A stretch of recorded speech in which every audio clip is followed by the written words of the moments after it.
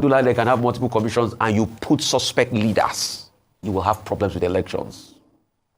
That's why the INEC chairman, Mahmoud Yakub, has a lot of questions to answer, an explanation to make to Nigerians why there was a glitch for only the presidential election.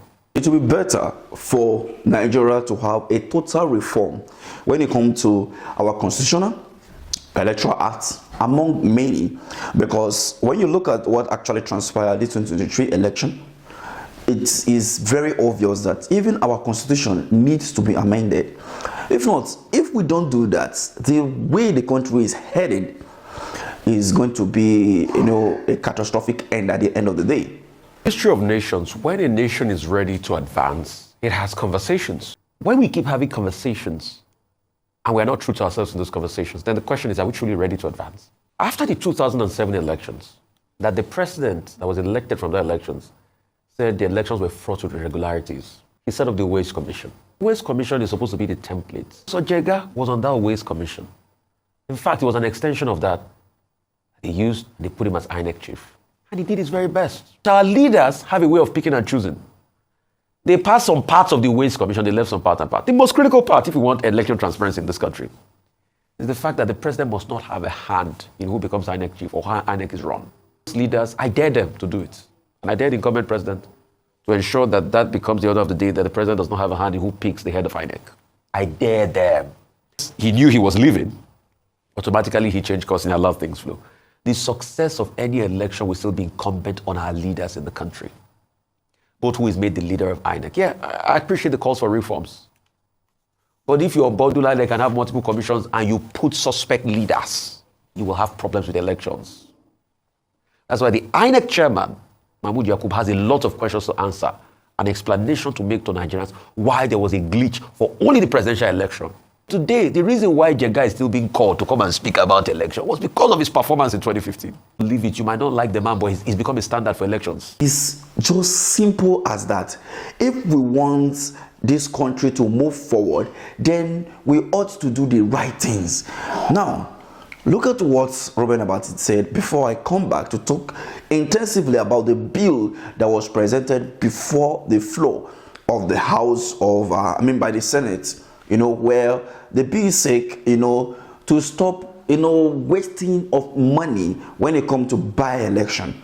You can recall that whenever a Senate or a House of Rep member also died, the Independent National Electoral Commission is mandated to conduct a fresh election within 30-60 days, for that constituency. But this bill is seeking that since the judgment coming from the court is saying that the vote belongs to the political party and the name of the candidate, participating in the election is not on the ballot but that of the political party. So therefore, if a parliamentarian chooses to resign, or better still is died at the course of service, then instead of conducting a by-election wasting that money, it is better for them to do what they call nomination from the political party, to fill in that gap. Now, he says INEC should be unbundled. Yes, INEC is part of the problem. In fact, the courts have said so. It's the independence of INEC. The Waste Commission recommended that the INEC chairman should not be appointed by the president, nor should the members of the INEC board, the electoral commissioners, be appointed by the president, because what we then have will be persons that are partisan, overseeing an election in which the umpire is expected to be unbiased, is expected to be completely neutral. A major player in an election cannot be appointing the people who are supposed to oversee the election. That's the basic point. INEC itself has that cause to come forward to say that it is overburdened and has had to call attention to some of the recommendations in the Waste Commission report. For example, the call for a national commission on electoral offenders. Professor Yakubu Mahmoud, in fact, supported that bill and said INEC cannot conduct election and still be the one to prosecute. And meanwhile, if you go to the police, they are inefficient in terms of how they get involved, in the matter. And then there are other issues about electronic transmission, about electoral adjudication, people complaining about judges and all of that, and people complaining about time limits, Section 285, of the 1999 Constitution, subsections 5 to 7. That, look, these election matters should be settled before anybody can be sworn in, so that people can start on a clean plate. And a number of other issues outlined in the advertisement by the Joint Committee of the National Assembly. I think the conversation is useful, and I hope that the National Assembly will be committed to this electoral reform, and that the president himself, when the work is done, will see the need to support the process, because the big fear is that politicians, not just the president alone, others too, who may have benefited from many of the omissions in the 2023 election, may be reluctant to undergo any major reform, which is what Nigeria needs, both constitutional and with regard to the electoral framework. Now, it is a nice bill, but you hear the argument from some of those lawmakers saying that it's not necessarily because the people need to participate. It is parliamentarian, so people need to participate, people need to vote. Now, let's ask ourselves this question. When you said that people need to participate, and not just some some minority few, coming together to appoint who become the leader of the constituency. Let me just put this straightforward. What happened at the primary election?